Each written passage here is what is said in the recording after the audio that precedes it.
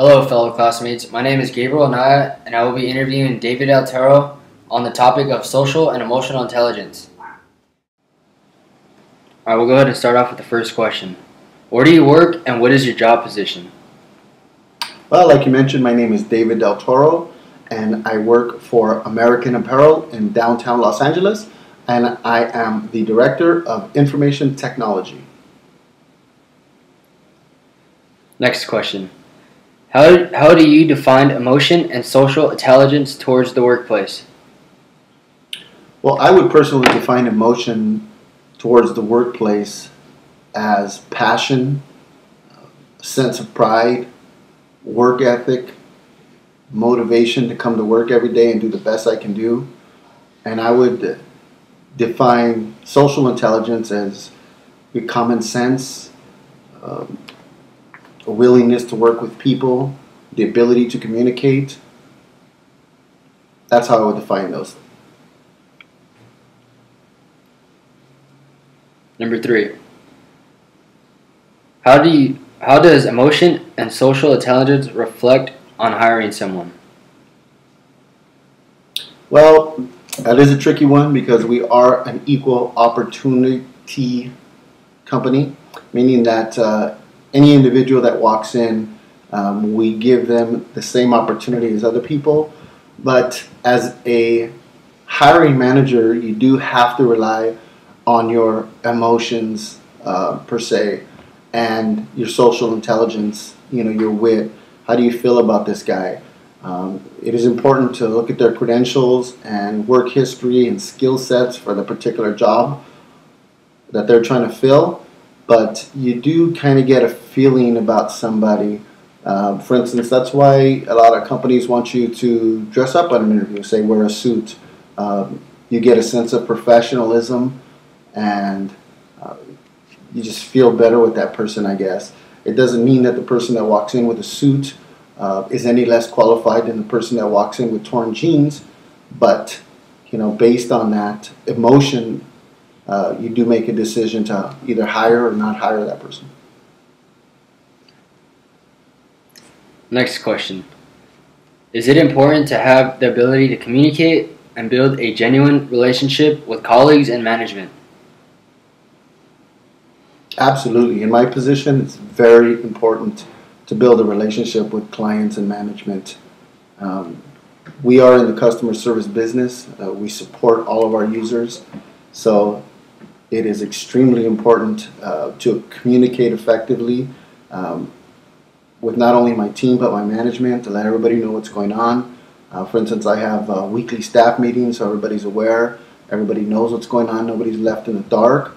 And it's really important to communicate with management, to let them know what you're doing, to talk with them and find out what's important for them and what are their goals and what are their expectations of me. So it's extremely important.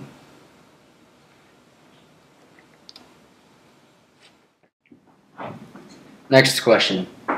What is the most important trait in creating a good relationship with coworkers? Well, I think there's several important traits in building good relationship with my coworkers. One would be communication. The second would be honesty. It's really important to do what you say you're going to do. And it instills trust in your employees, knowing that you're a person of your word. And again, communication. If you can communicate effectively, then you can get your points known and talk to people and come out with an understanding, and that just builds a better relationship among your team.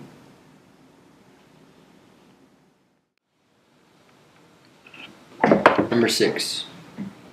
How do you build trust in the workplace? Well, for me, what I do is I have off-sites with my team. We meet after work, watch a ball game, set up outings. We do trust-building exercises. For instance, we join a softball team and we play other departments. That also builds a team. And, effective communication with everybody. I think if everybody knows their roles, if everybody knows what's expected of them, then I believe that creates a great environment. Okay, number 7.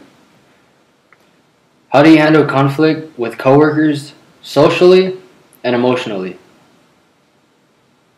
Well, the way I perform conflict resolution is I would get both parties, I would separate both parties, and I would talk to them one-on-one and hear their side of the story, because everybody's got two sides of the story.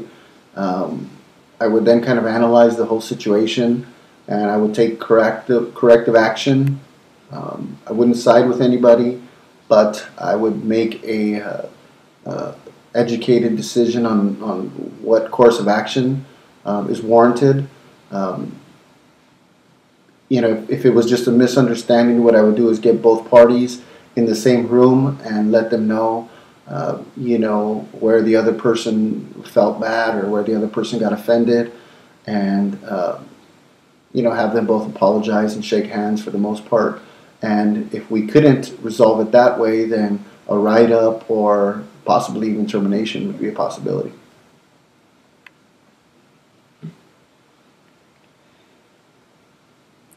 Next question.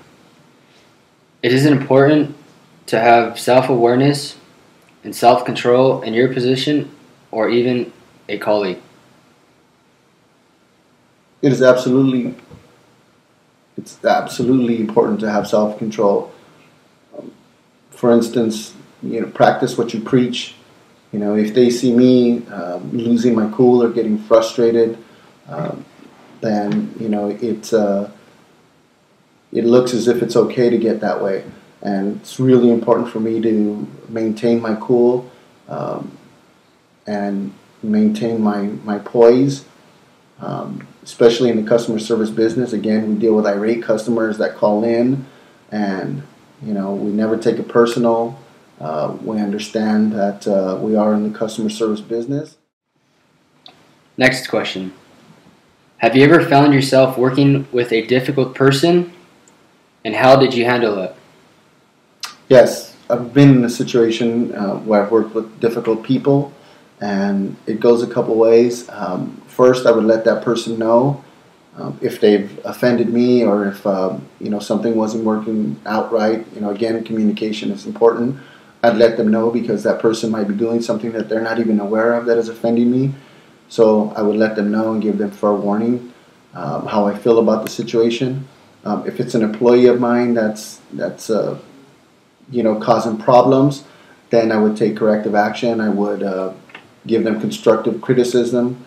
I would let them know what's expected of them, and if all else fails, I would give them a warning or possibly termination.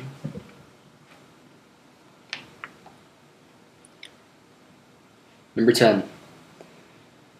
How is empathy and sympathy important around the workplace? Empathy and sympathy are very important traits of customer service, and again, we are in the customer service business, being information technology and the help desk. It separates good experience from a great experience. For instance, if a customer calls in saying that their computer is down and they need to get to work right away, and if I'm the tech and I just say, okay, let me fix it, that's good. But great would be, you know what, sir, I'm sorry to hear that your computer's having issues. I know you're pretty busy, and it's terrible that it's not working right now. Let me get on it right away so I can fix it. It just turns the whole situation from good to better. It makes you feel a lot better, and it's really important to be sympathetic and empathetic and feel for that user. Next question. What would be some good advice for college students going into the workforce? Well, the advice I would give is be confident.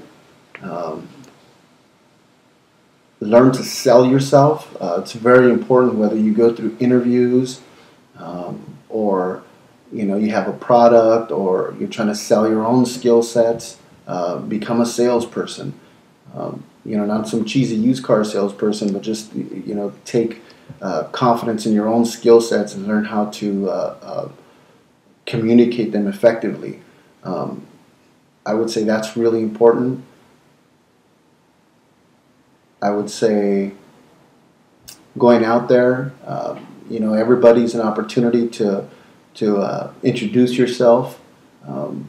It allows you to feel more comfortable with speaking with people, and I guess that's what I would give as far as recommendation. All right, that'll be it. All right, thank you.